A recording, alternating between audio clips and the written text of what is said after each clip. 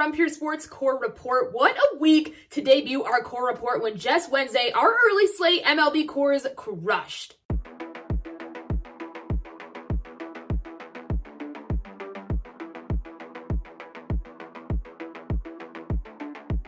Draftcheat led the way, recommending a Blue Jay stack featuring Ross Stripling, Bo Bichette, Alejandro Kirk, and Teoscar Hernandez, who all went off for close to 20-plus points each.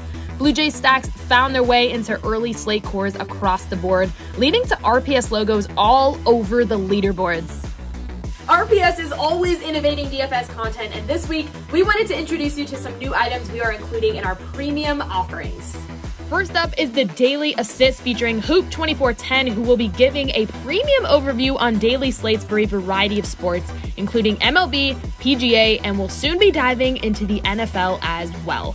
Hoop is one of the top-ranked DFS players out there, so to get his early premium thoughts on a slate will help you think like a pro and build that bankroll. Make sure to check out Hoop's Daily Assist in the past shows section of our Run Pure website.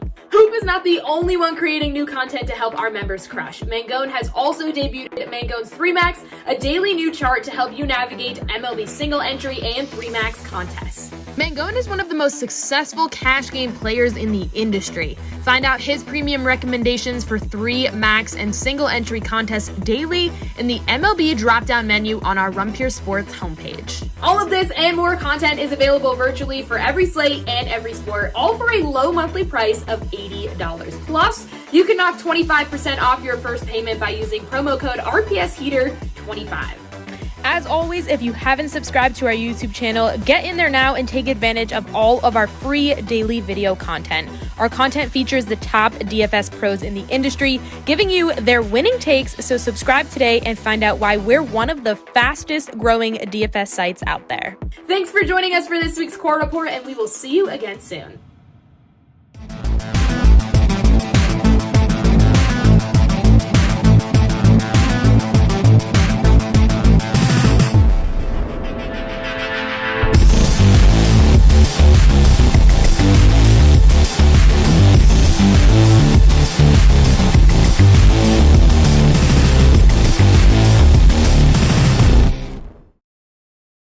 What is up, everybody? Welcome back to another episode of the UFC Run Pure Sports Show, talking DFS, talking betting for Saturday's UFC card. It's a good one. We're recording this, of course, if you're watching live on Friday, June 24th. The card is tomorrow night, 12 fights, and I'm joined by the usual Titletown Keg rejoining us after sitting out last week. So we'll go right to you, Keg. Glad to have you back. And how's it going over there? Yeah, it's going well, man. My daughter graduated. She's going into high school. That's why I wasn't here last weekend. But apparently I missed the card of the year. So that's a little upsetting. It was incredible. Title was there, of course. I know Title and I kind of talked about it briefly on a baseball show earlier this week. But yeah, Title, for people that aren't into baseball, kind of talk about, you had really good seats and just spectacular finish, knockouts all over the card. Really a great card. So talk about it a little bit for us.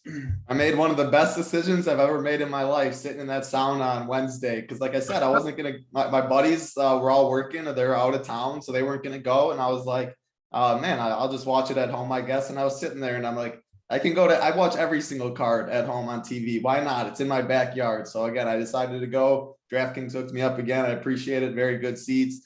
And man, you just could not paint a better card than that. First round knockout after first round knockout, war after war after war. Like, man, that Phil Haas-Duran win fight, I will never forget that fight. And it's really cool because I've been fortunate enough to be in a suite one of the times, been fortunate enough to be right on the floor next to it. The floor is a million times better because obviously the suite has its benefits, the free drinks and all that the whole time, but just the atmosphere and just hearing every single calf kick, hearing every single elbow, like it is nasty hearing what these guys go through, and you just appreciate it so much.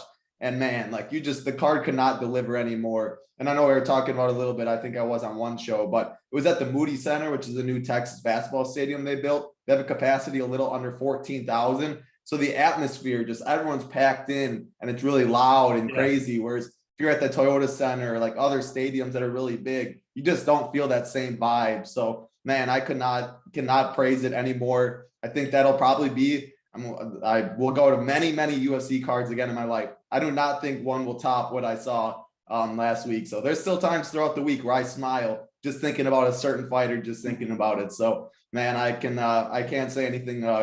There's nothing else I can say. Words can't describe it. It was really, really cool. Yeah, it was incredible. You and I were texting a little bit. I mean, it just started off just right off the bat, that knee, that KO knee, and you can tell, like, when you watch on TV and the reactions of the announcers, how when a big knockout comes and they're all throwing their hands up. I don't think I've actually never been to a UFC card, but I don't think the violence that you see on TV really encapsulates just how brutal it is and what these guys are putting their bodies through for, like Court McGee and Dawkins and stuff. Like those guys were down. Like, I don't know how much they showed for like a minute, just like he did not move, Court McGee and all that. And like, you look at like Kyle Dawkins' brother, Chris Dawkins over there, like how worried they are, or Andrea Lee when Tony Kelly was out, you just realize like it's a really, really dangerous sport and what they're doing. And a lot of people are worried about them, like their corners. There was a fight, not Adrian Yanez. It was the Buckley and Duraev fight.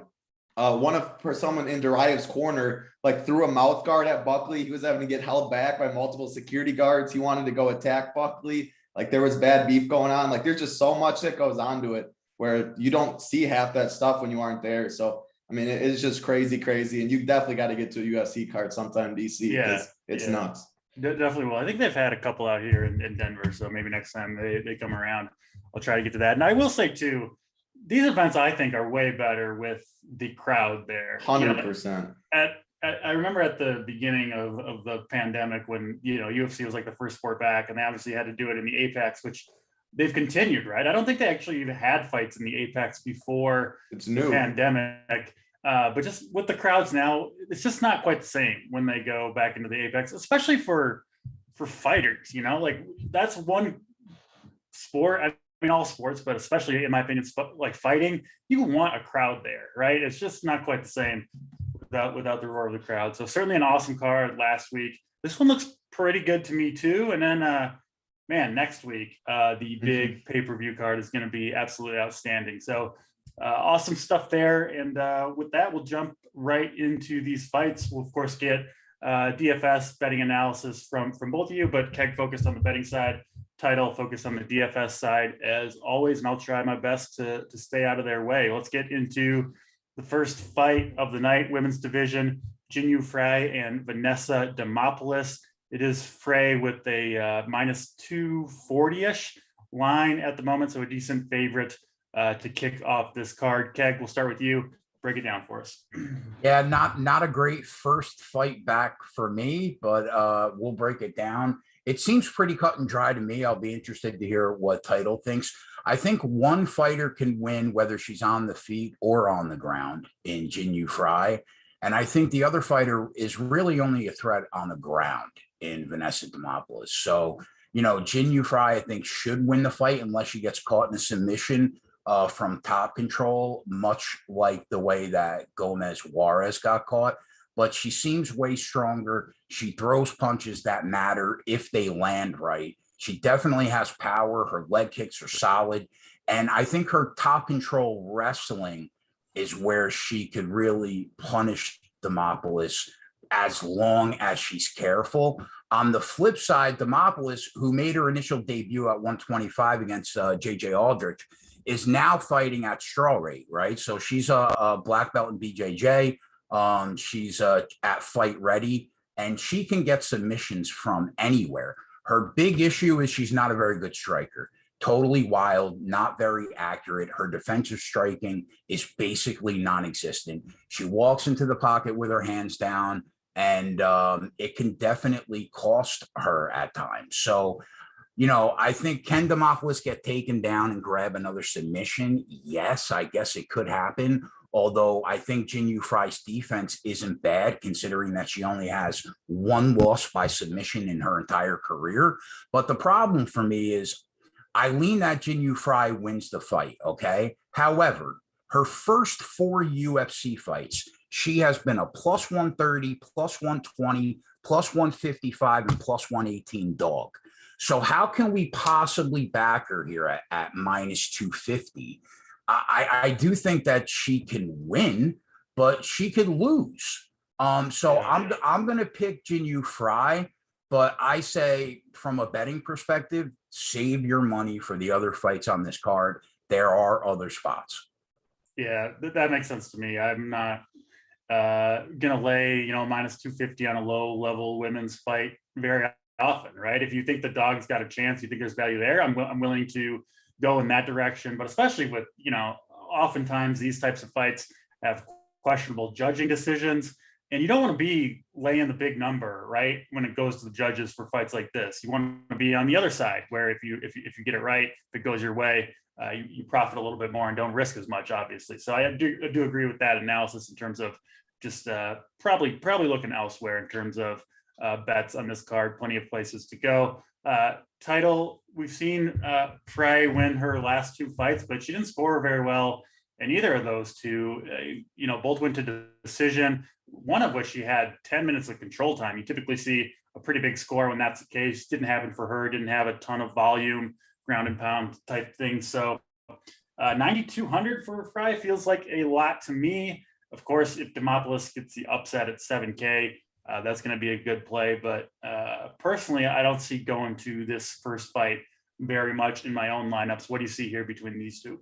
Yeah, I mean, Keg broke it down how it is. Frey can win whether it's on the mat or on the feet. Demopolis definitely needs it on the mat. The problem is, because she does have really good grappling, but that's the thing. She only has good grappling. Her takedown entries are poor. She can't get girls to the mat. She has no takedown to the UFC. Frey has pretty good takedown defense as well, sitting at 90%.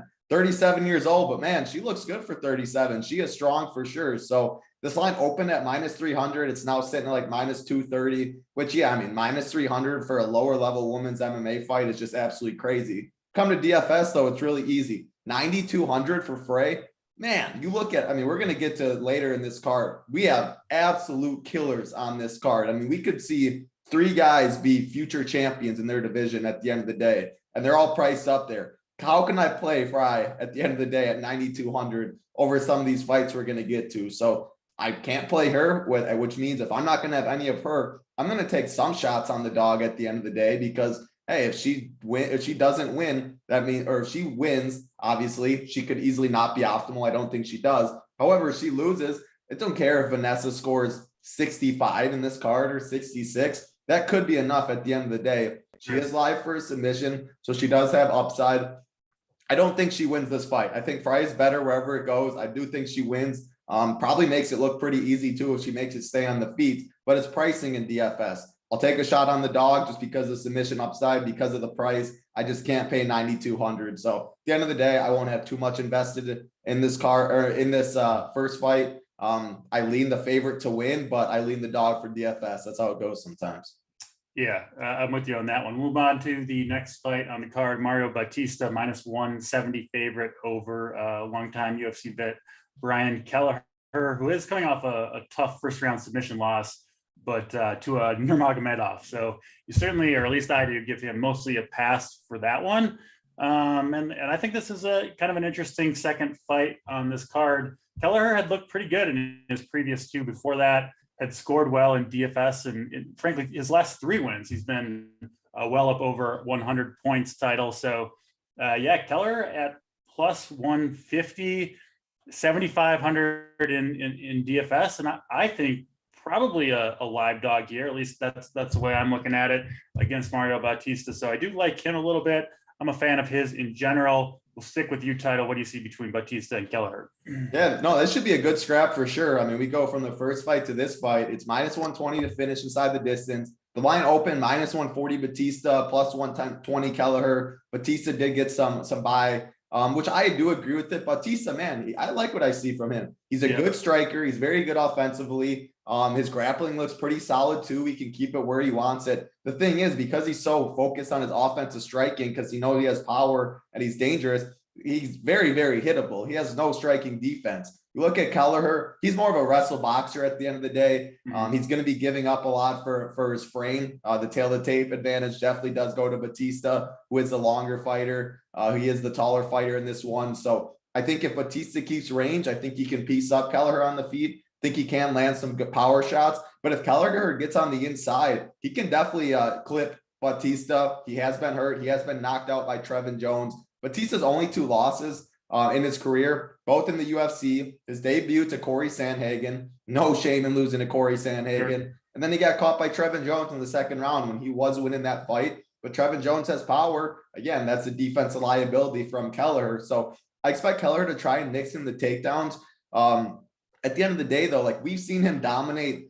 Kelleher, what he does is he knows if the other opponent is bad at striking, he will beat him up on the feet. If the guy's a solid striker, he's bad on the mats, he's going to just take him down, control him for 10 minutes. He struggles with really well-rounded fighters. He's the gatekeeper of all gatekeepers. That's how I look at him. I think Bautista is good enough to get by this test.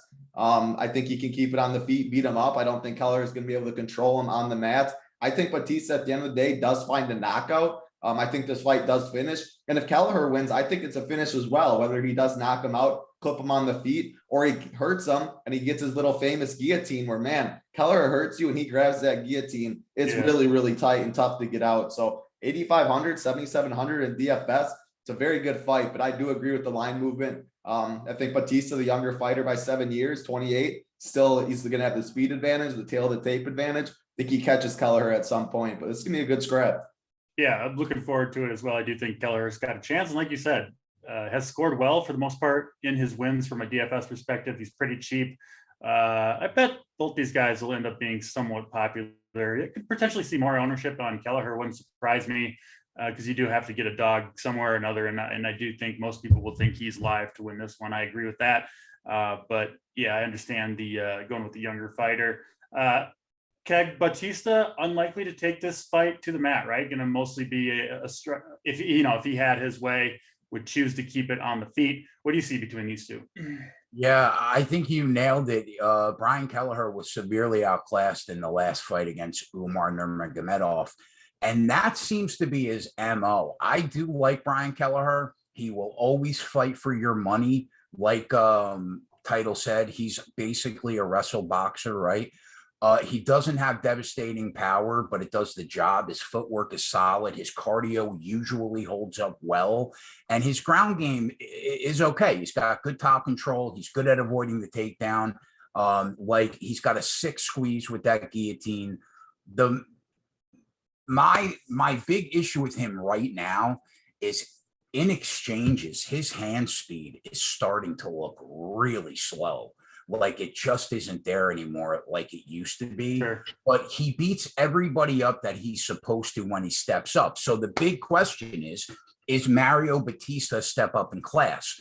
I don't really know the answer to that yet. He only has 11 fights, but he is explosive on the feet, a very good Muay Thai base. He's got a great jab. His timing is on point. So I tend to agree with Title. I agree with the line move. It opened minus 140. Since then, Bautista's taken money. I think Kelleher tends to crash the pocket to get into the clinch, and I think it could cost him here. So my gut says he probably gets rocked at some point in the fight. I haven't liked what I've seen from him lately, even in his wins. So he's going to be really hittable.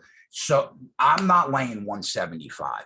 So if I was given an angle out, it would probably be the Bautista by KO or decision line at minus 130 to take a little bit of you'll gain a little more value there because I think a submission is unlikely.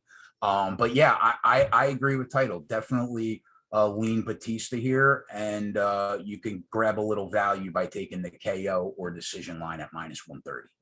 Yeah, makes a lot of sense there. We'll move on to the next fight in the 125 division. Cody Durden, JP Baze. Both guys, I personally think, kind of near the bottom of this UFC 125 division. This fight is essentially a coin flip. I think it is. Yeah, JP Baze, very, very slight favorite. Durden, both guys, he's coming off a loss. Durden has been subbed in the first round in 2 of his last 3 fights in the UFC. Keg, will stick with you on this one. Yeah, Durden, talk about his submission defense. Obviously, talk about both these fighters in general and how you think this one's going to go down, because obviously very closely lined in the market. Yeah, big concern for JP Baze is or Baze, I think is actually what it is. In his first 2 fights for the promotion, he's been dropped 7 times. Good Lord. Now, he did fight Montel Jackson and Bruno Silva. I get it. They have a bunch of KO wins. But it's a bad start for him. Now, we have seen flashes. He had a pretty solid round against Jackson in the first. He was able to take him down. He hopped right into full mount, which was impressive. He almost chokes Jackson out, but he was able to get out of it. But he was one and done and then got destroyed the rest of the fight. So if Baze, he's not a great striker. His hands are lackluster. His technique really isn't there. And while he has showed some power in LFA, it really hasn't translated to this level. On the ground, he's really good. Very good wrestling base, transitions well. Offensive submission game is solid. So, the verdict is still out on him. Cody Durden is a really similar fighter, not a great striker either. I would probably give the edge after watching the tape to JP Baze striking wise. On the ground, Durden was 2-time state wrestling champion in high school. He had a ton of offers for D1. He passed to pursue an MMA career. The most impressive thing to me that he's done in the cage so far, I guess, is the draw against Chris Gutierrez, but I don't know. He lost the last time out against a way more skilled prospect in Makayev, won the fight before. He was winning the fight against Jimmy Flick until he was caught with his hand in the cookie jar. So he's been underwhelming also, to say the least. The odds open offshore, Durden minus 145. The comeback was like plus 125. I'm going to lean with the line move and say that I lean Baze, which I think right now he's around even money. I don't feel great about it, but the thing that concerns me for Cody Durden is the gas tank. His cardio in the second half of fights worries me here, because I've seen JP Baze put on a pace before for 15 minutes, no problem. So I'm going to lean him there, and I lean the over 2.5 rounds, but I really don't think it's bettable at minus 140. The decision prop for both these guys is intriguing, plus 230. And on JP Baze, the money line's even money.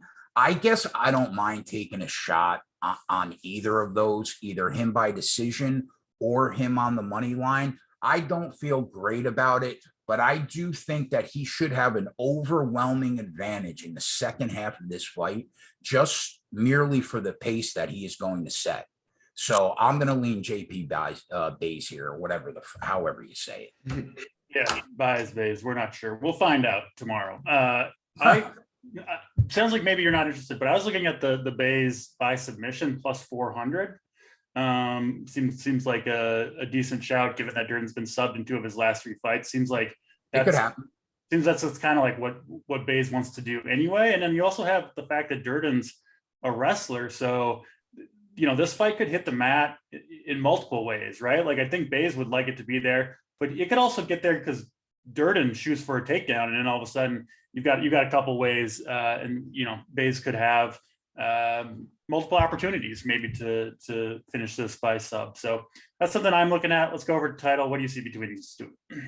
I took Baze on the money line at minus 115. I could have got a better price. I waited a little bit. But at the end of the day, when you get minus 115, minus 110, like that's fine. I'm fine laying that at pretty much a coin flip rather than the decision, which I think he can win, whether it's a mission that I think he can win. I mean, yeah, you look at his first 2 fights. He's been dropped 7 times in the UFC. That's one of the worst things you can possibly see for someone. Yeah. But he fought Bruno Silva, complete killer.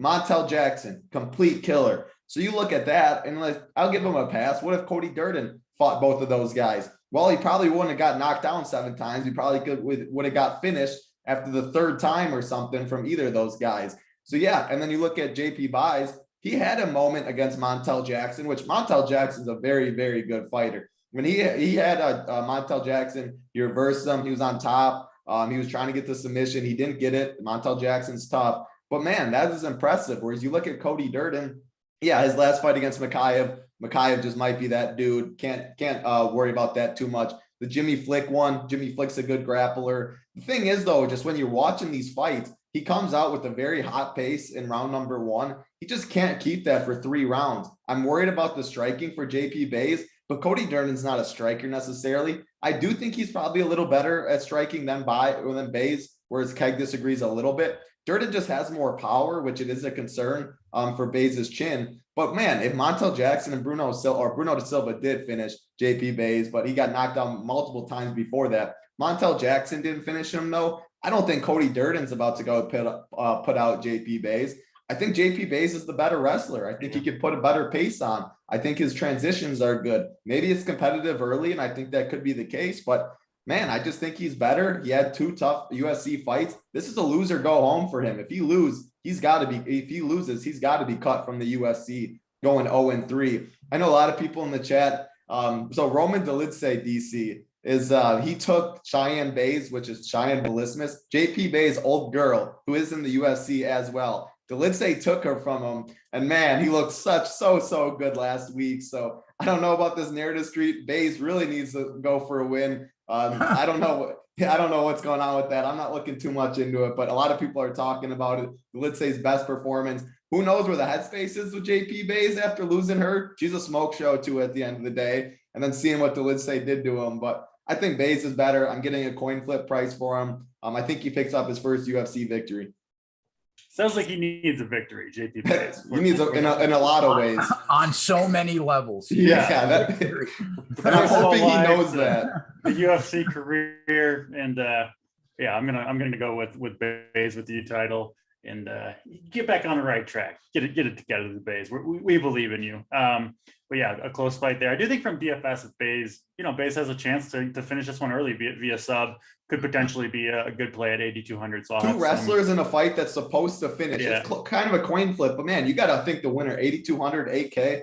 The winner should score well. I lean Baze, so I'll definitely have more of him, but it's a good fight to target. I also think for DFS, this could be a fight where the winner has like 12 minutes of control time, 8 takedowns. Like you could put up a monster score with one of these guys, definitely. Yeah, I like it. Base side for me, but certainly understand, the Durden side from a DFS perspective. Both those guys in the mid-tier price range, 8,200 for Baze, 8K for Durden. Let's move on to the next fight on the card. It is Raulian Paiva, who is a slight underdog, sitting around plus 125 or so against Sergey Morozov, who is sitting around minus 145. Title, we'll start with you on this one. Break it down. This fight opened up at a coin flip, minus 110 apiece. Morozov got by ever since. This should be a good scrap. I mean, I liked what I've seen for Morozov. You look at it. He makes his UFC debut against Umar Nurmagomedov. I mean, Umar is sitting here with all these dudes that he's absolutely crushed walking and seeing him this week, which is kind of funny to see. No shame in losing that, man, though. We'll talk about him. He looked really good against Khalil Taha.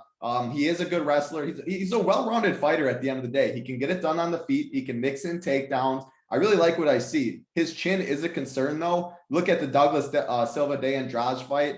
His last time out, man, he was hurt multiple times. Now, De Andrade is a grown-ass man. He's about as ripped as you can be. He hits you. A lot of people are going to go out, but he got beat bad. I mean, he got dropped multiple times. He had his moments in that fight, too, but the chin is a concern for him. And you can say the same thing about Raulian Paiva on the other side. He's got knocked, and he's 21-4. In his 4 losses, 2 of them have come by KO. You look at the Sean O'Malley loss, his first time out. He got knocked out in the first. Sean O'Malley's good, but still, you see that. The fight before against Kyler Phillips, man, he was getting absolutely destroyed in the first round. Could have been stopped multiple times, maybe. Had to have been a 10-8 for Kyler Phillips, even though they didn't all give it to him. Kyler Phillips gassed. Paiva showed toughness. He won round 2 and 3, but it wasn't the best count for himself. The Zalgas Gumagula fight, talk about it every time, how I'm going to go to my grave saying he didn't win that fight. He won that fight, but I wasn't impressed really. So his last couple of fights are just not the most impressive, On the feet, he's a solid striker. I think on the feet, both these guys, it's going to be a good scrap. It's probably a -120, +100. I lean Morozov on the feet. But who's the more well-rounded MMA fighter? I think Morozov is. I think he can mix in the takedowns. Paiva's takedown defense has been solid, but I think Morozov can, if he tries to chain takedowns, if he sets it up on the feet, he mixes it in, I think he can have success. But I am worried in the later rounds. This might be a Morozov early. If it gets to the third round, Paiva can take over a little bit because we have seen Morozov slow down as the fight goes. But I think we see a finish in this one. I think these guys meet in the middle and exchange some leather. I think Morozov is the better fighter all around, so I'm going to pick him. But for DFS wise, I do have interest in both these guys. It's +105 to finish. I think that's my favorite way to approach this. A little dog or little plus money on this fight not going the distance. I think we see a scrap and someone go down in this one, but Morozov is my pick. Yeah, I'm going Morozov too. I just haven't been that impressed with Paiva. I don't think he has a ton of power. And you talked about Morozov's chin perhaps being an issue, but I don't know. Both these guys' chin. His chin might even be better than Paiva's. I don't think either is great, which is why I think it finishes. Yeah, I don't know. I'll be surprised if Paiva is able to knock him out. But let's go over to Keg. What do you see between these two? Because it is a fairly closely lined fight. Title leaning Morozov. Where do you sit, Keg? Yeah, I'm right there with Title. Interesting fight. I think Paiva is a solid striker. I like what I see in his footwork. He's good from range. He crashes the pocket well. I think he works in calf kicks really nicely. And while he did not win that Kyler Phillips fight, even though they gave him the win, he looked a lot better than I thought he would against a guy that I hold in pretty high regard. So he does make some decisions that make you scratch your head. But all in all, the kid's a solid Muay Thai striker, and he's a decision machine, right? So I think what makes the fight interesting is that Paiva has a 75% takedown defense, which it's good. And it's probably going to get tested here against Sergey Morozov. You can make the argument, though, that Sergey Morozov is better everywhere that this fight goes if you rate his striking high. I've liked what I've seen out of him in terms of his boxing. I think it's more than good enough for the division. He's got legitimate power for the weight class. And he easily has the edge in this fight, specifically in physicality. So my concern is if he doesn't finish you, like Title said, he has had problems not getting finished in fights late. So that tells you that his cardio isn't great. But this is easily the biggest edge that he's had in physicality in a while. So the odds open offshore at a pick 'em. Morozov taking about 30, 40 cents. I agree with the move. My gut says that Paiva is going to get clipped because his striking defense leaves a lot to be desired. And I'm not sure that he could really weather a storm if Sergey Morozov really starts to get off. So I would avoid the money line play probably and take your shot with him by knockout at +380. I do think because Paiva is such a decision machine that the hedge is probably him by decision at 3-1, considering that 14 of his 21 wins are by decision. But yeah, I like the KO spot here for Morozov at +380. Aside from that, I don't really see much here. Yeah, it makes sense. One line that looks interesting to me, Morozov to win via KO in round 2. FanDuel's got a +1400 out there for that. That seems like a way this fight could potentially go down. So if you want to take a stab there, but it is 3 for 3 on Morozov over Paiva from us. Let's go to the next fight on the card. Gonna butcher this name 100%, but I'll try my best. We'll go Shailen Nijembeck. There's no way that's right, but that's I think it's Nijembeck is what they say. Nijembeck. Hey, well, that's not too far off. So we'll call that a win for DC. He'll fight TJ Brown, who I do feel confident I pronounced that one right. Back to you, Title. Nijembeck and TJ Brown. It is TJ Brown sitting around -210 or so. Yeah, this fight's going to be a high-paced fight, but Shailan is literally as one-dimensional as it gets. He's a wrestler, he's a wrestler, he's a wrestler. That's pretty much all he can do in this one. Whereas TJ Brown, I give him the advantage on the feet for sure. He is dangerous at the end of the day. I mean, he's 16-8, 9 of his wins by submission, 4 by knockout. Of his 8 losses, 6 have come by finish. Which makes this line is really confusing or interesting to me. The inside the distance is at plus 130. I think that has a lot to do with Shailan just isn't going to fit. I'd be really surprised to see Shailan finish TJ Brown, but I think TJ Brown could finish Shailan whether it's on the feet or on the mat, which I do lean at the end of the day, like a one-dimensional wrestler in Shailan. You look at him though, he's 28 years old, DC, 37-10 is his record. 47 pro fights at 28. You just don't see that. That is absolutely crazy. Now, no, not all these are in the UFC. Only 2 of them are in the UFC. It's a lot. It's with a lot of other promotions, but you do have to give him the experience advantage in this one. 18 of his wins are by KO, 10 are by submission for Shailan. TJ Brown, his biggest concern is just his fight IQ. And DC, I know you hate when I say that about fighters because it gives you a lot of concern, especially when he's over minus 200. But man, there's been some fights you look at TJ Brown, like the Danny Chavez fight, where, man, take Danny Chavez down, you will absolutely style on him, TJ Brown. Instead, he gets his calf kicked in multiple times. He waits till end of the second round to try and shoot. And by then, you already lost a unanimous decision. There's multiple spots you can go in his career. Like, what are you doing? In this fight, though, on the feet, TJ Brown all day. I think he can have success with his own offensive takedowns. I think his grappling is better. The only thing I see Shailan winning at is if he can control TJ Brown against the cage, or he can just stay on top, be a wet blanket and be boring. But we've seen the judges not really reward a lot of fighters for doing that if they're not throwing ground and pound and stuff like that. So I think it's a high-paced fight. If Shailan wins at 7,300, you need to take some dogs. I think the top control, I think it would be, or the cage control, I think you could see like a 10 minutes, 11 minutes, maybe a couple takedowns and him get it done that way. But I can't lay minus 200 for betting TJ Brown, but at 8,900, you get a little price discount from the other top tier guys that we'll get to on the main card that should absolutely style on these other guys. He could put up a big boy score with takedowns, with control time. I think he can sub Shailan. I think he can knock out Shailan. I think he has a lot of paths to a big score, and his pace should be really high that TJ does set. So I'm going to say TJ inside the distance. I like it. Keg, let's go over to you. What do you see here? Yeah, so here's the thing.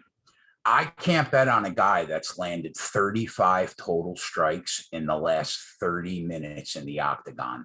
And that's what Nijembeck has done in 30 minutes against Sean Soriano and Josh Kulabau. So he somehow won the Soriano fight, even though he didn't throw his hands. But I just refuse to bet on fighters who don't punch anymore. So that automatically means it's TJ Brown or pass for me.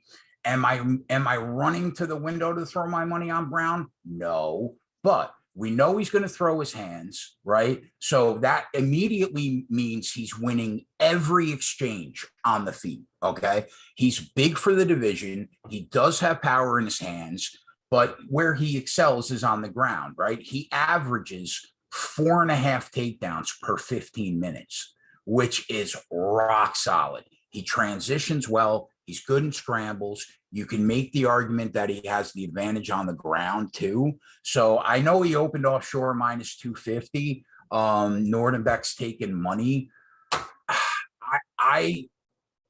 While I don't exactly agree with the line move, I totally understand why people aren't running to the window to back TJ Brown at minus 250. You know what I mean? Mm-hmm. I think the best angle is probably the Brown decision prop at plus 120, in my opinion, only because I do expect at some point in this fight, maybe some minutes get stolen by Nijembeck being a wet blanket, which just prolongs this fight a little longer. So I understand why Title likes the finish prop, because if it is on the feet for 15 minutes, there's probably a good chance that this kid could get finished.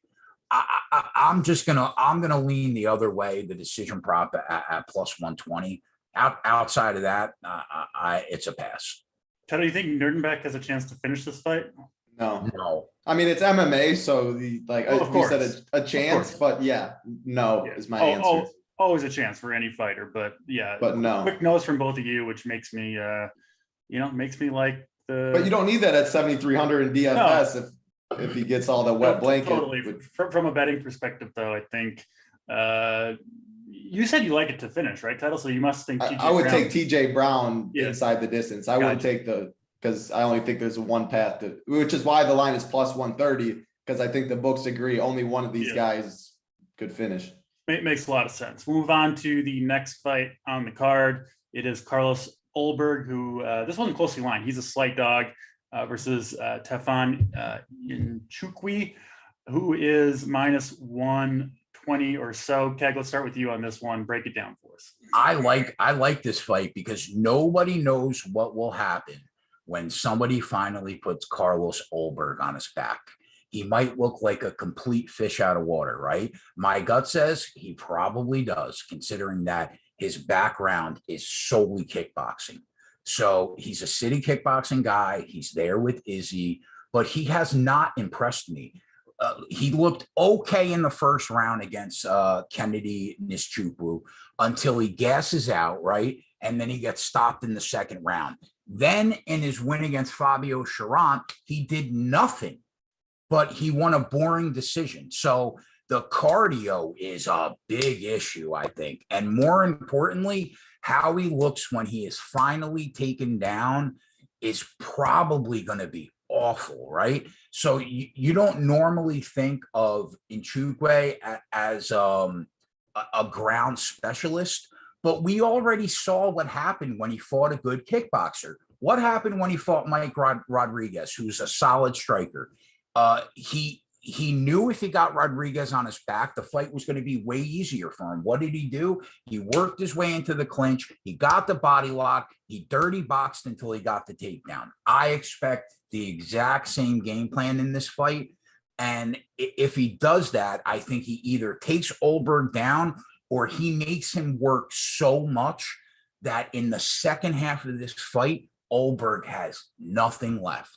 So I can't get away from the Nchukwu upside here. So I think he's going to get inside. I think he's going to get the takedowns. And I think he probably can get a late stoppage from pure exhaustion. So it opened around minus 140. Currently, Ulberg was the favorite. And last time I saw it was minus 105. Yeah. It feels like it's worth fading the cardio and ground liability here, either on the money line or the KO prop at plus 220. But I like this spot a lot because this kid is a hyped prospect and he's shown us dick so far. So I really like fading Carlos Ulberg here.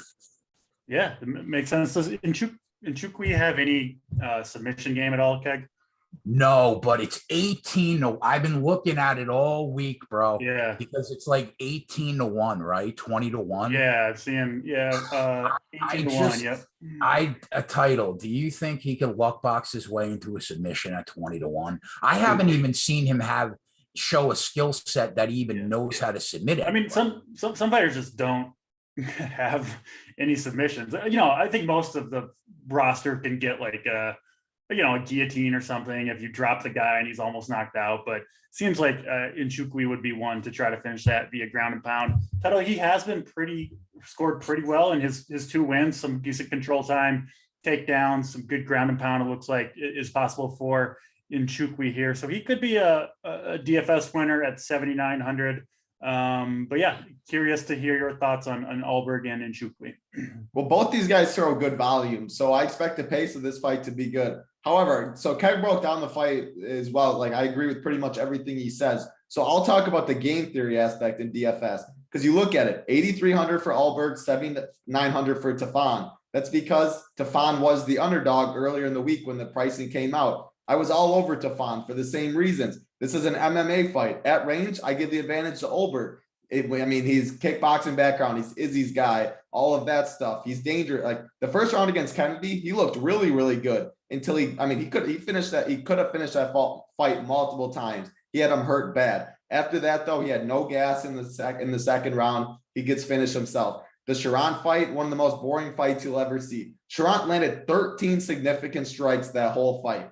Well, Ulberg, he only landed 66, but he didn't have a dancing partner on the other end. So I'm kind of just throwing that fight out in general. Tafan's going to throw. He lands over 5 significant strikes per minute. So on the feet, I give the advantage to Ulberg. Tafan, though, like Keg said, when it's on the mat, which I expect Tafan to shoot for some takedowns, he's not like a primary wrestler by any means where he's going to try and chain 10 takedowns. If he doesn't get the first 3, he might not shoot again. But like I said, from the game theory perspective, with Tafan now the favorite, minus 125, and how this line's going, I wouldn't be surprised to see him close minus 145 or something like that. That means for DFS and ownership wise at a 400 price, or it's $400 cheaper, you could see double the ownership on Tafan than Ulberg. And for game theory wise in a sport like MMA with all the variants, and it's still a closely priced line, that would just automatically have me on Ulberg. Even though I like Tafan earlier in the week, it sucks doing that. But at the end of the day, ownership, a 12 fight card, wanting to get a little different and stuff.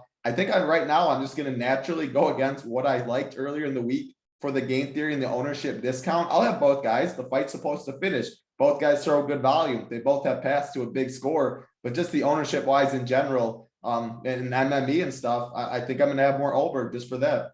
That makes a ton of sense. Yeah. But you would put your money on Tafan, right? When I was doing my breakdown and everything earlier in the week, Tafan was my pick because it's an MMA fight. He has more paths to victory, but the ownership matters in DFS. So, yep. I wonder about maybe a Tafan, or Ulberg rather, second or third round KO. Maybe he, gives up a couple takedowns early on. He slows a little bit, which is a little worrisome. Yeah. Okay. Like I think first or second. Yeah. Especially if he's getting taken down and stuff, that zaps the cardio out of guys that just stay on the feet. So gotcha. I think it would be early. I really do think if this fight goes the way that we think, Title, Ulberg's only path to victory, in my opinion, is knocking out Tafan on entry in the first round. Because I think if it's at range and Tafan fights a poor game plan, I think Ulberg could pick him apart for sure. He has a 4-inch height advantage. He's longer. He's a kickboxing guy. Like he throws some nasty stuff on the feet, but that's when it's just on the feet. Right. I think that they're going to be like body lock city against the cage a lot of this fight. If Tafan's smart, he does that and he wins that fight. I mean, you're trusting a game plan at the end of the day, which that's why I had the same lean for that. But game theory wise, it's not very often you get the fights with this much line movement because the pricing comes out 1 week in advance. It's not very often you see what we're seeing in this fight. Yep. There is an Ulberg round 1 KO plus 550 from FanDuel out there. It might be a decent way to go. Yeah. Wouldn't you rather just take that in DFS though? Because he's DC, because he's optimal if it's round 1. He has a chance at round 2 and stuff, and just get overweight that way. I don't know. DC, I think you nailed it. If you want to bet on Ulberg, I think that's the way you bet on him. I mean, 550 compared to plus 100. For sure. For sure. So, yeah. I mean, you can obviously do both. You can, if you like that, if you think there's value on that, put some down there, and then you can play maybe split them in DFS or whichever way you want to go. But a couple ways. Last thing, I see my guy Rummy in chat said Title probably only a 5% ownership gap in that fight. It'll be a lot more than that, Rummy, with how this price difference and how the line's going. It'll be 15, 20 probably. Especially if it keeps moving in Tafan's favor, which sounds like you kind of expect. And I mean, there's 3 killers in the upper tier we'll get to. People are going to be scrapping every little dollar they have this week to fill out their roster. Yeah, we'll get to some of those big favorites, obviously on the main card, but we do have one more closely lined fight before we get there. Chris Curtis sitting around minus 130 over Rodolfo Vieira. We'll stick with your title. Talk about Curtis and Vieira. Man, minus 750 to finish inside the distance in this fight. 8,600, 7,600. This is another fight. You look at the prices, you see $1,000 difference with it, and that's because Chris Curtis opened up at minus 180. Vieira's gotten buyback ever since. The line is now minus 130, 110, about there across. This fight's so easy to break down. Vieira, he's one of the best BJJ guys in the world, not just the sport of MMA, not just in the UFC. This dude, if it's on the mat, it is very, very scary. Now, we've seen him against Fluffy Hernandez, where he's a massive, massive favorite. He gets the fight on the mat early, gets him in every single position he wants, and Fluffy fights off all the submissions. Very impressive. He was gassed after 3 minutes of that fight. And I mean, he had nothing to offer. So much so that Fluffy Hernandez ends up submitting the black belt hunter and Rodolfo Vieira of pure exhaustion. This guy has, just absolutely insane. But that shows when your cardio is gone, it doesn't matter what you are done. He has 1 round of cardio is how I look at it. He is really big for the division at 185. Where you look at Chris Curtis, he can fight at 170. So Vieira definitely has the advantage, the strength advantage there. Unlike some other really good grapplers, like Vanessa Demopolis, I should not even have those two in the same sentence talking about really good grapplers. But Vanessa cannot get her own offensive takedown. She struggles getting into the mat. Vieira actually has good takedown entries. He is physically strong to muscle him down there. But Chris Curtis, man, has he looked really good in his start to the UFC. Big underdogs in his first 2 fights, Phil Hawes, Brendan Allen, 2 very respectable names. Chris Curtis is just a fighter at the end of the day. Dude's had multiple pro fights, a lot of experience. He has good hands when it's on the feet. His cardio checks out. He's going to be there for 15 minutes. The takedown defense is a little unknown right now. He's been taken down outside of the UFC. Phil Hawes didn't try and grapple with them. Brendan Allen took him down once. I don't even know if he got credited for it. But man, Chris Curtis fought it off a little bit. He got up and Brendan Allen didn't try and shoot for another takedown after that. Vieira is going to shoot for takedowns. We're going to have a lot of questions answered about Curtis's grappling, his defensive takedowns and all that. If this fight gets out of the round 1, though, it's all Chris Curtis. When this fight's on the feet, it is all Chris Curtis. Anytime Rodolfo tries to enter, he's going to pay for it. I'm going to ride with the guy that just keeps getting it done in Chris Curtis at the end of the day. I've been really impressed with him. I think the guy has multiple paths to victory. I know rounds 2 is him. I know round 3 is him. You're fading 1 round. And what if he can stuff the takedowns? What if he does piece him up on the feet before it even gets there? I like what I see with Chris Curtis. The line's moving against me, so I'm not hitting anything yet. You look at it, 8,600, 7,600 too. I think Rodolfo is going to be more popular in this fight with the line movement, with this fight guaranteed pretty much to finish, and people are going to see that. And Curtis has a path to a big score for sure. So I think you can take him in round 2, maybe even sprinkle round 3 for betting wise to get as much value as you can. But I think he finishes this fight. I think he survives early, fights off submissions, or he just doesn't get down to the mat and he gets it done that way. But you need to have some of this fight in DFS. That is for sure. Yeah, I'll have probably close to 100% of this fight in my lineups one way or the other. Both guys, but I do like the Curtis call. Just seems like he has kind of such a clear path, right? With the striking advantage. And man, he also kind of knows what's coming, right? He knows Vieira is gonna be shooting for takedowns. And so we just got to stuff those. And then, we think, or at least you think the Vieira gas tank could be an issue. So, Curtis just got to survive for that first stuff takedowns for the first round or 2. And he should have a good chance after that. So I like the Curtis call. Where do you stand on this one, Keg? I'll just say last take too. Vieira his last fight against Dustin Stoltzfus. It took him to the 3rd round to submit Dustin Stoltzfus. He's had it on the mat multiple times. He's had submission attempts. I think Chris Curtis is way better than Stoltzfus. And yeah, man, this dude's grappling is next level. But if he didn't get Dustin out there in the first round, I don't think he's going to get Chris Curtis out in the first round. Where he can with his grappling. But man, I think the line, I feel good about Chris Curtis at -130, enough to where I'm considering pulling a trigger on the money line, actually. Yeah, I mean, Vieira, obviously, it's the BJJ that's so good, not necessarily the wrestling, which his wrestling is solid, but it's not like that. But yeah, not the true standout there. And listen, you don't get to use the Brazilian jiu-jitsu unless you can get it to the mat in the first place. Could potentially see that being a problem for Vieira. Keg, where do you stand on this one? Muted. What's so amateur hour? As the cool kids say, it was always Chris Curtis. Listen, there's something to be said for a journeyman kid that has fought 34 times before he got the call up to the UFC, and then gets the call up, makes it count, drops Phil Hawes dead, finishes Allen. So he's going to have an overwhelming advantage on the feet. It is ridiculous, the advantage that he's going to have on the feet. Now, Title said the concern is Vieira has serious grappling skills, but it's worth noting that a large majority of his Brazilian jiu-jitsu success has been wearing a gi, and he has not fully transitioned over to like MMA BJJ, which takes a little bit of getting used to, which is part of the reason why I think he struggled to get the sub on Stoltzfus, why he was subbed by a guy that has absolutely no business subbing him, because it does take a little getting used to. And the cardio is a real issue. Can he sub Curtis? I guess, but Chris Curtis has one submission loss in 36 fights.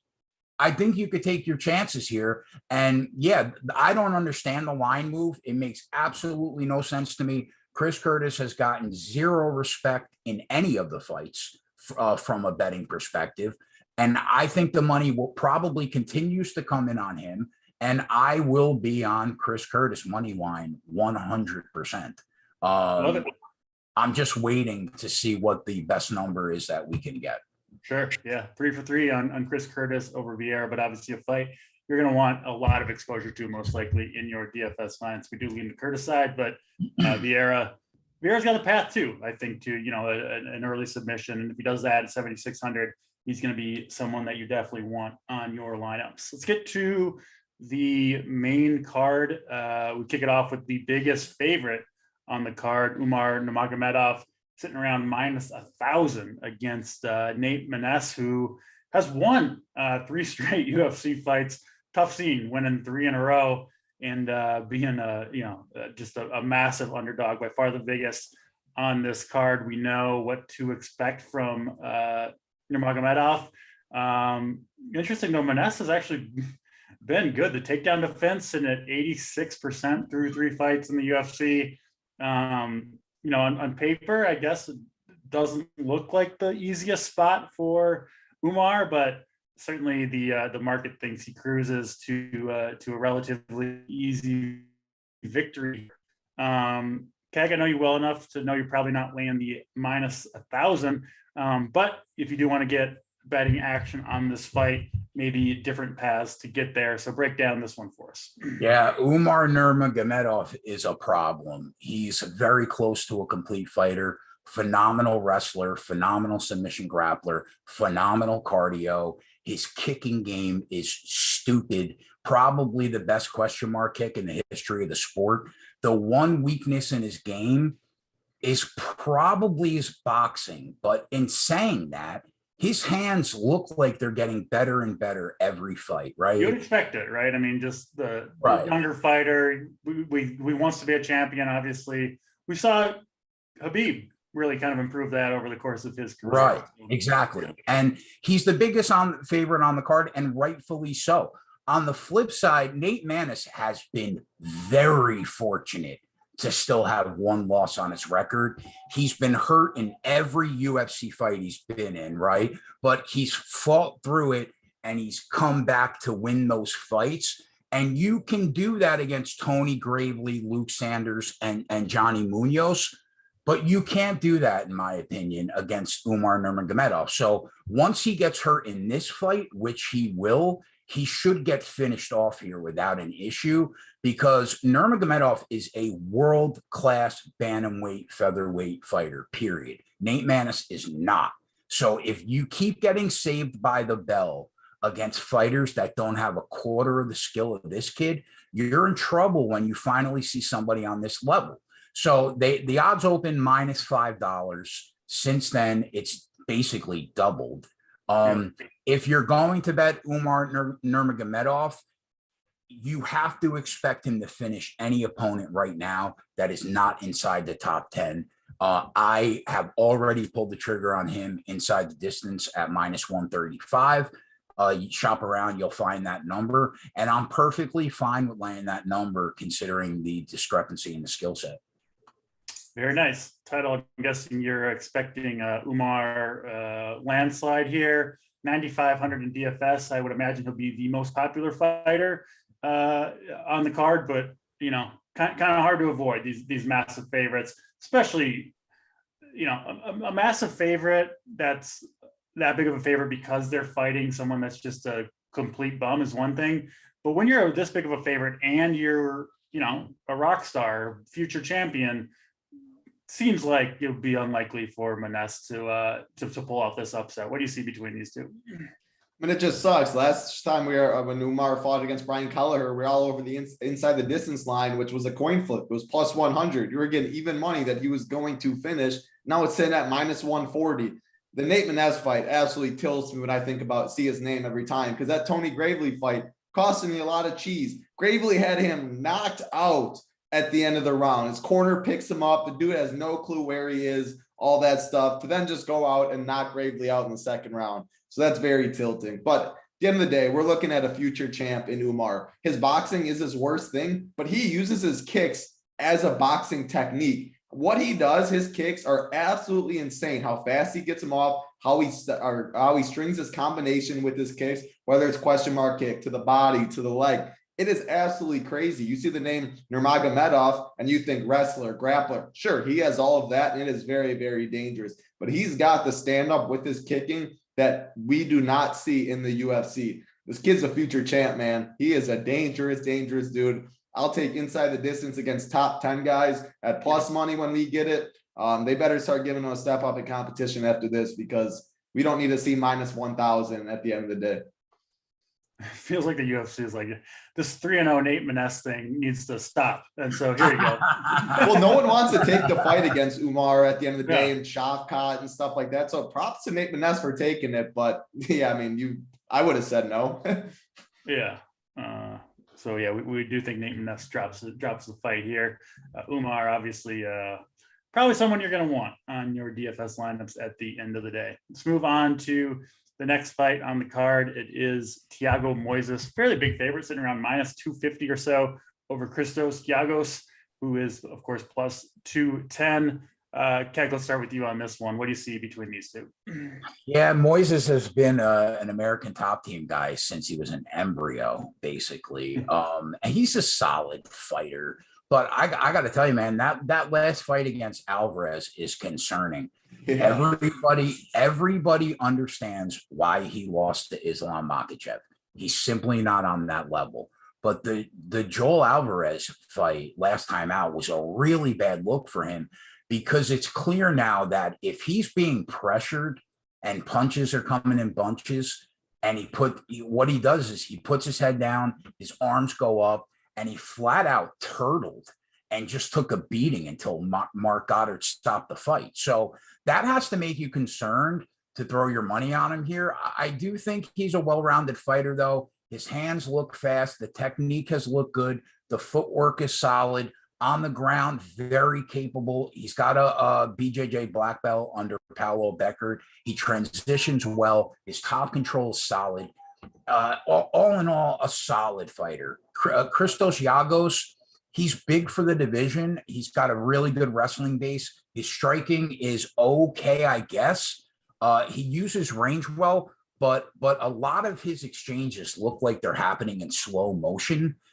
And his hand speed just, I don't know, it's weird. His defensive striking isn't off. It is awful. I'm sorry.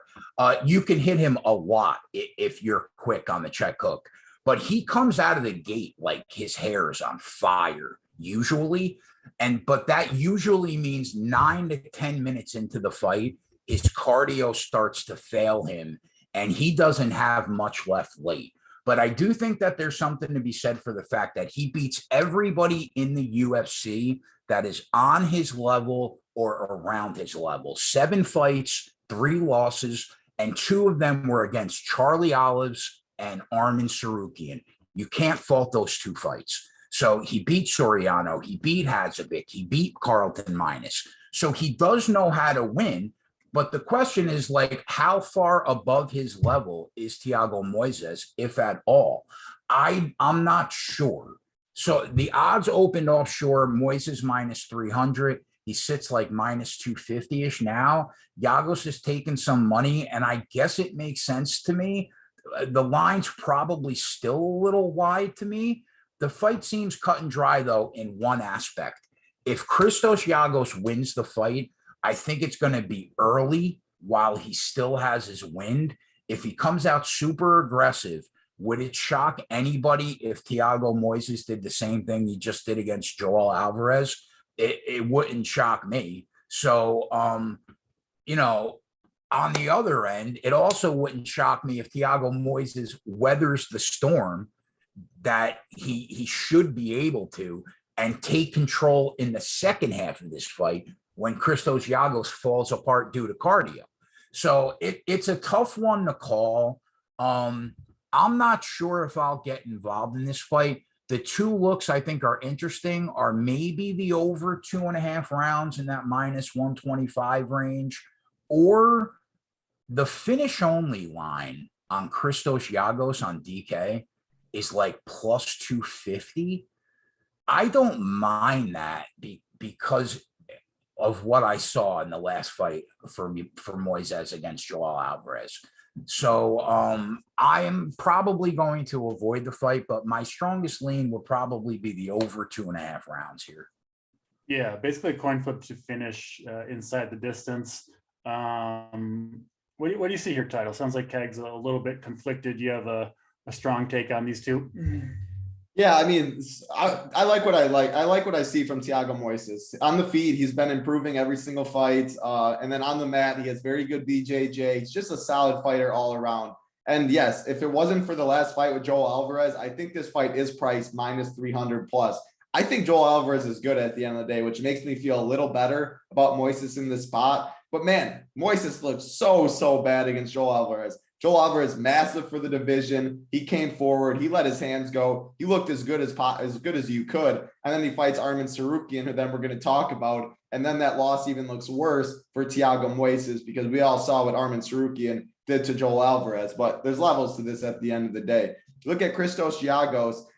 He has what? He comes out in round 1, absolutely guns blazing, and he can't keep that pace for 15 minutes.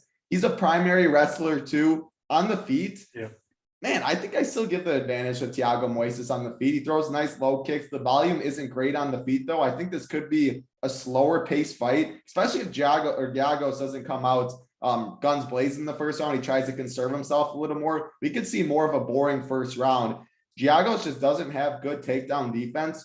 Whereas Moises, if he gets the fight on the mat, he should be able to style on Iagos. Whereas Iagos is a good wrestler when he's on top. He's lost 4 of his 9 losses have come by submission, though. Moises is a very good submission grappler when he is on the mat. He's won 6 of his 15 wins by submission. I think Moises doesn't get finished at the end of the day. Alvarez and Iagos, we're comparing them, are night and day with their power and how dangerous they are on the feet. So I think Moises survives early. I think his cardio is better. I think he can win this fight on the feet. I think he can win this fight on the mat. But we're talking about DFS, 9,000 and 7,200. You can't play everyone in the upper tier. You can't get overweight on everyone in the upper tier and stuff. Keg likes the over in this fight, which makes me feel a little bit better. I'll be underweight on this fight and hope neither are optimal. Yeah, I think that makes sense. 9K. Got to do a lot to get there, especially on a card like this one. And I could see the fade on this one for sure. But probably actually lean the dog in DFS, Iagos, just because, like you said, probably an early finish for him if he does get the job done. And he's cheap, right? So you don't need both things to go well. You just need him to win in whichever direction. Whereas like Moises at 9K, you got to get the win, and it's got to be early or high volume, both of which we have somewhat question marks about. So that's Moises. Iagos. We'll move on to the next fight on the card. Alan Bodat and Josh Parisian. Another close fight here. The last 2 fights on the card, which we'll talk about, obviously, are fairly big favorites, but this one close to a coin flip. It is Bodat. That is a small favorite. Keg, let's go back to you. Break this one down for us. Listen, the term gamble responsibly was literally invented for fights like this. I mean, first of all, I can't even believe that this is on the main card of a UFC Fight Night. Both these guys are horrific. Neither of them have showed me anything that would make me want to put my money on them.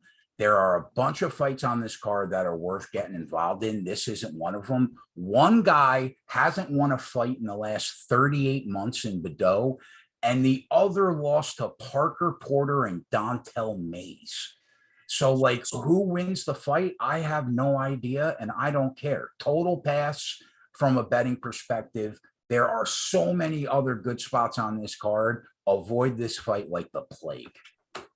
Makes sense from a betting perspective. From a DFS perspective, though, even if you fade the fight, you're still making a stand, right? You still have to decide one way or the other. Obviously, betting you can just not care, but DFS you do have to care about every single fight, especially if you're like title playing a lot of entries. Heavyweight fights obviously typically do finish inside the distance. This one, though, not a huge favorite to finish inside the distance. Actually, yeah, it doesn't go to decision -180 or so. Title, two low-level heavyweights here. What do you see? Man, I don't know what else to say besides Keg, where I wish I could. I wish I could just absolutely not care about this fight. Like, get it off the card, right? Maybe it'll get canceled for us. As long as it's before lock. But Sure. still, I want these 12 fights. I don't want 11 fights. Yeah. I mean, not only did Parisian lose to Don'Tale Mayes, he got absolutely styled on by Don'Tale Mayes. Whereas you look at Alan Baudot, what has he done? Absolutely nothing in the UFC. What's the most impressive thing that I've looked at both of these guys was Alan Baudot's loss to Parker Porter, where he actually survived 3 rounds. He actually looked okay, I guess, at the end of the day. Can't say much good things about either of these two. However, one of the good things is they actually throw decent volume. Baudot's landed 5.12 significant strikes per minute, whereas Parisian 4.67. This fight's -175 to end inside the distance. It's priced in the mid-tier. And I'm looking at the odds right now. I see Baudot, the odds have came down a little bit. They're sitting at -115 Baudot, -105 Parisian. Whereas this fight, 8,400 Baudot, 7,800 Parisian. Man, like I'm going to play some of this fight on both sides. This is kind of like the last fight last card where I said the Ismagulov Guram fight, where I have no lean either way. I don't want this fight to beat me wherever it goes. -175 to finish. Good, decent volume. Both these guys throw. We're talking about low-level heavyweights where these guys go through. I mean, if someone's getting put it on him, you think he's going to fight for your money? You think he's going to try and survive the extra 8 minutes? Probably not. They're probably just going to quit. I mean, they don't care really at the end of the day. They're not great. Man, this fight could absolutely break the slate. We see how many times do we see low-level fights absolutely break the slate, and we're at 8,400, 7,800 in the mid-tier. I'm going to play both guys. My pick, I'm going to say Alan Baudot because I've been most impressed with his loss to Parker Porter, which shows how bad this fight is. Why is this on the main card? Absolutely no clue. They love their little heavyweight fights on the main card, or the Rosenstruck and Volkov, all those guys in the main events. About time we get an absolutely good main event on a fight night card that's not for a belt, because usually it's going to be these bum heavyweights and stuff. So this fight is absolutely awful, but sometimes the awful ones just get greasy and break the slate, as we know, DC. So I can't ignore it when it's supposed to finish in their heavyweights. Yeah, I mean, obviously heavyweights have a higher finishing rate in general. It is favored to finish inside the distance. And like you said, these guys do both throw volume and seem to have some pretty bad striking defense. So you could see potentially a sloppy one here, and a sloppy heavyweight fight. You know, usually someone lands clean eventually, right? You can see a one-way, like, I don't know which one, but a one-way domination. One lands cleanly and the other just never recovers. And it just keeps steamrolling.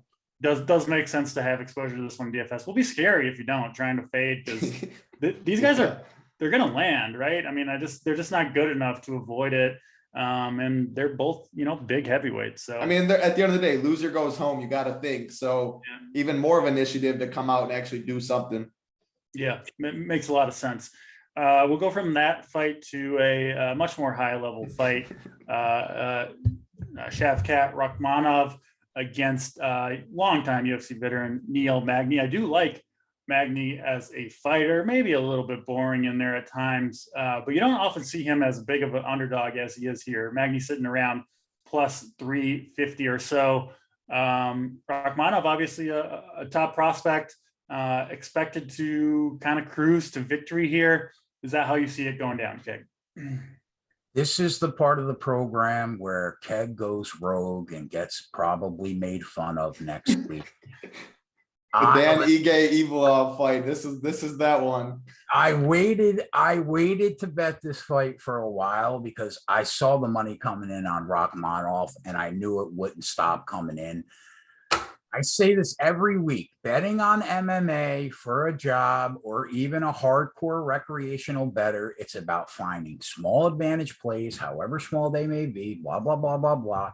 No matter how good that you think Shavkat Rakhmonov is. And personally, I think he is the future. Like, he is going to be phenomenal considering he's 27 years old. You still have to judge him on the opponents that he's faced. And since coming to the UFC, he's beaten a 100-year-old Cowboy Oliveira, a 40-year-old Michel Prazeres, and Carlston Harris. Now, has he looked phenomenal? Yes, because he has fight-changing power. His striking is technically sound. He's just incredibly explosive. He could beat you from everywhere. His submission skills look to be the truth. And the road ahead looks like it's going to be paved with gold, okay? The problem is, no matter how good he's looked, you can't sell me on the fact that he should be a minus 440 favorite against the first legitimate top 10 guy he's ever seen. Neil Magny is a very smart veteran fighter. He knows where he's going to be in trouble in this fight, but he does fight smart. So I really do think that's a big part of the reason why he hasn't been finished in 4 years. So he's going to play the cage control game with Rakhmonov. Will that work? I'm not sure, but I know what this number has been inflated to, and it's just wrong. I think that Rakhmonov deserves to be the favorite. He probably could very well win the fight, probably has a better chance to win the fight than Magny, but at these odds, the break-even point is 23%. I'll take my chances on the dog here at those odds. I'll pay to see it. I feel better about this one than I did about the Ige one title. But yeah, I'm going down the same route. If I was gonna bet Rakhmonov here, which I assume the vast majority of the people watching are going to do, I think you just take them inside the distance at minus 150 and you shoot your shot, or you pass the fight. For me, I was on the fence at plus 230 when I first saw these odds, but at plus 330, it's a no-brainer for me. I got to pull the trigger on the veteran. Yeah, you might see the number continue to move toward plus 390 on 5 dimes right now. It's going to keep going, I think. Yeah. If you're on probably continue. The Magny upside here, I might wait another closer to fight time. I think you'll get probably an even better number. Magny has won actually 5 of his last 6 fights. All 6 of those fights have gone the distance to decision. But it is Rakhmonov, who's like a minus 140 favorite or so title to finish this one inside the distance. Obviously a big favorite, 9,300. He's undefeated. You're going to see ownership there. But what do you think about this fight? Are you with Keg? Do you think Magny has a chance to pull off the upset? I am not with Keg. I'm not chasing the value on this one. Shavkat is that dude. As I wrote in the playbook, future champ maybe, would not be surprised one bit. 15-0, all 15 he's finished, 8 by knockout, 7 by submission. I just don't know where Magny can win this fight wherever it goes. This dude is a bad dude. He's only getting better. I think he gets him out. I mean, I'll say round 1 at the end of the day. I don't know. Maybe round 2, but the dude doesn't have a flaw in his game. Fair enough. Split a little bit on that one. You expect Rakhmonov to win. You just think that the numbers. Well, yeah, he's saying the number. That's what he's gun to his head. He's going to pick Shavkat, I hope. 100%. Yes. Yeah. Well, if you're going Magny straight up to win, you're gonna have a sizable wager on him. You better put the house on that. Plus 330. So yeah, we do expect Rakhmonov to win, but a little bit split on where the value might be. Title, I think it's safe to say you'll have a lot of Rakhmonov in your DFS lineups. Let's go to the main event. Arman Tsarukyan, who's been very impressive, goes up against another I think kind of underrated fighter, another guy who looks really good, coming off 3 straight finishes. Mateusz Gamrot, who is a sizable underdog here. Tsarukyan sitting around minus 300-ish. And I assume this line, continues to move. Kind of money comes in towards Tsarukyan, probably going to close minus 300 or perhaps even more.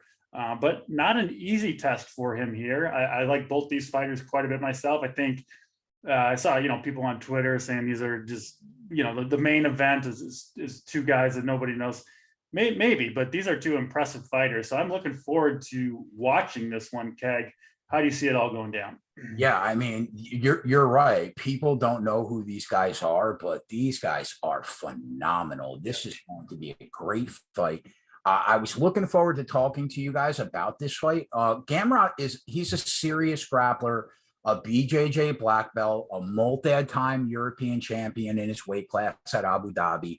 And what makes him so tricky, I think, are his entry points. He can come flying in for a takedown from every angle possible in every fight. So his offensive and his defensive submission skills, they're pretty close to world class. He made his bones at KSW in Poland. He owned KSW for a couple of years. Multi-division champion at one point, half dozen title fights, won them all. He comes over with a ton of steam. He drops the first fight against Kudaletsy, right, by split decision. The fight was close, but since then, he's done what he's supposed to do. Scott Holtzman didn't have a chance. Jeremy Stevens washed. Diego Ferreira beat him. So he's a wrestler at heart, but he's evolved into a great grappler. His cardio's been tested in 5-round fights. His chin has been tested. And I think his striking is good. It looks solid. But there are very few flowing combinations. So I'm also concerned about the volume that he throws, but not as much as other fighters on this card. All said, solid. Arman Tsarukyan, he's looked absolutely flawless since dropping the debut against Makhachev, right? It's unfortunate that he ran into the next lightweight champion probably, but, in saying that, he is the only fighter to even make Makhachev look human. It was only for a round, but he made him look human. Since then, excellent. He absolutely destroyed Joel Alvarez, who Title and I rate highly. And this is an interesting fight because both aren't excellent strikers. Both are excellent wrestlers and grapplers. The problem is, I think, for as good as Gamrot is as a grappler, after watching the tape, I just don't think he's as good as Tsarukyan is. I am very confident that Arman will win these grappling exchanges, I think. And if that's the case, I have to side with him to win the fight, even if it's technically, a step up in competition for him since his debut.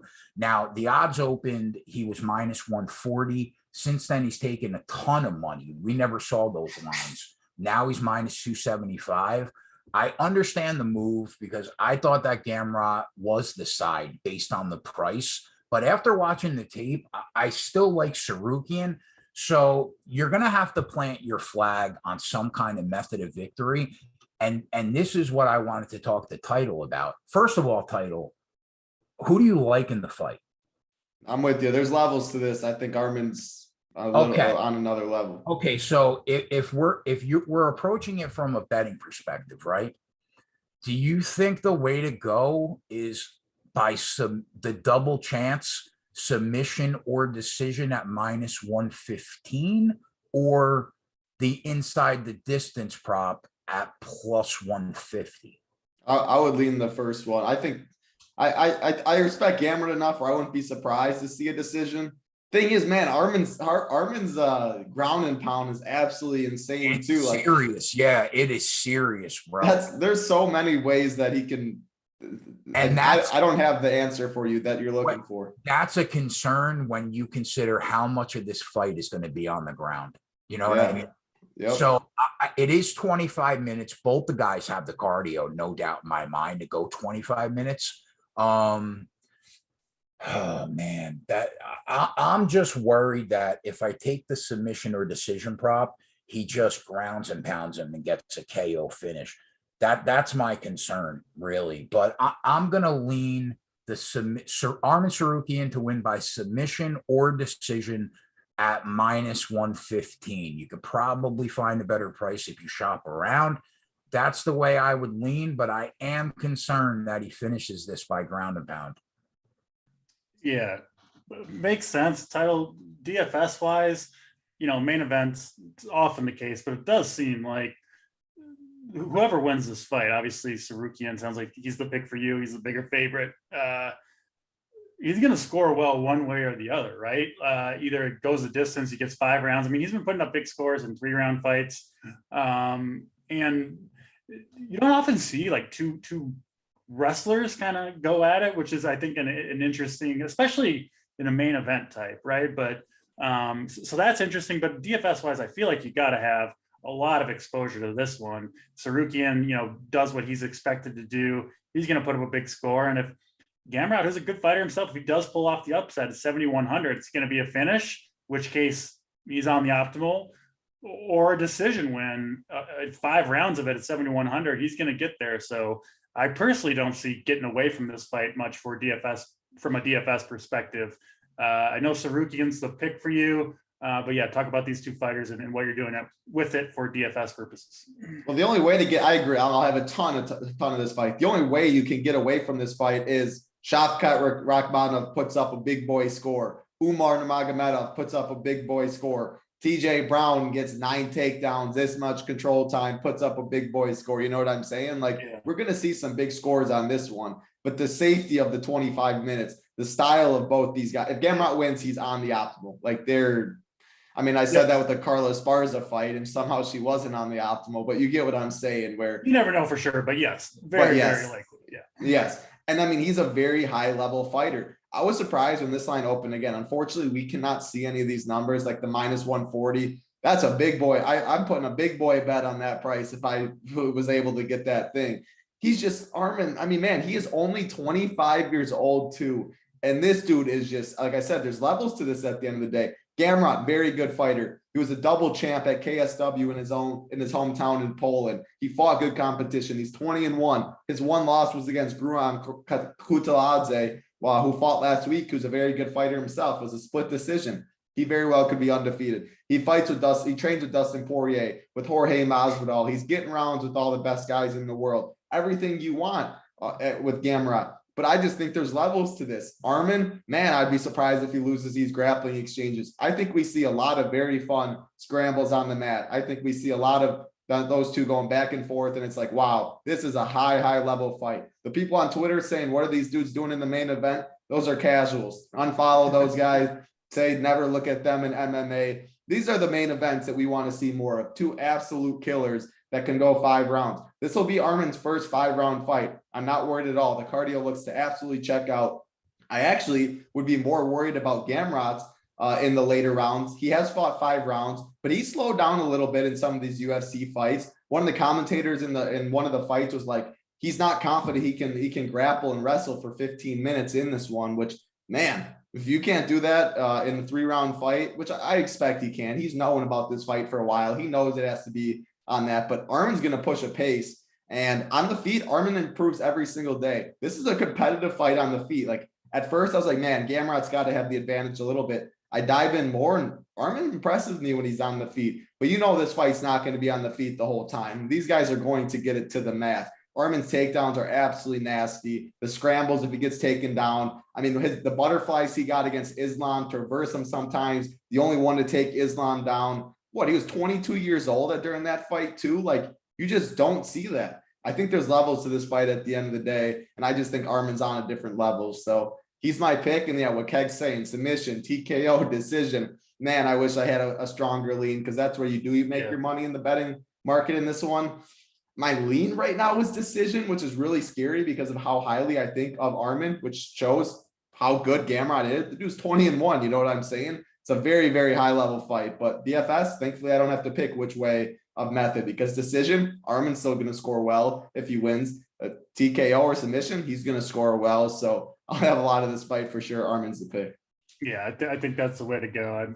I'd be picking Arman as well too. Hard to pick against a guy that's just showing so much right now. It seems to be improving fight after fight to me. 25 only, man. Like I said, three future champs, I think. Umar, Shavkat, this dude, scary. And you just know a guy like Tsarukyan's, he's going to show up in this fight, on a main of like, there's just no chance he's really going to have like a true letdown performance. Doesn't mean he couldn't get caught and, get caught on the feet or whatever. Gamrot's a stud, man. It's going to be a great fight. Yeah, Gamrot is a stud. Yeah. This is going to be great.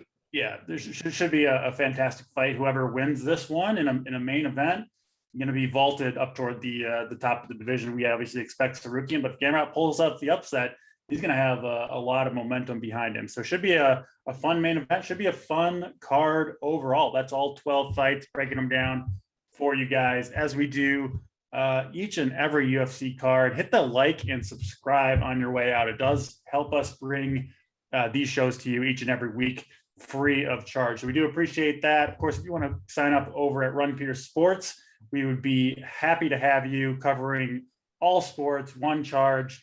Keg's got his live betting package. If you want to sign up for that, absolutely been crushing it. The bet side, been crushing it from a baseball perspective, whatever you want to look at. We've got it all over at Run Pier Sports. So join us if you'd like to. You won't be disappointed in the product. I can promise you that. That will do it. We'll be back next week on Saturday. I think noon Eastern, or maybe 11 Eastern, for what is going to be an absolutely epic, I think, pay-per-view card. So very excited for that, and excited for tomorrow as well. Going to be a fun night of fights. Again, thanks for joining us. We really do appreciate it. We'll see you next week for Title, for Keg. I'm DC, and we'll check you next time. Good luck, everybody. Later.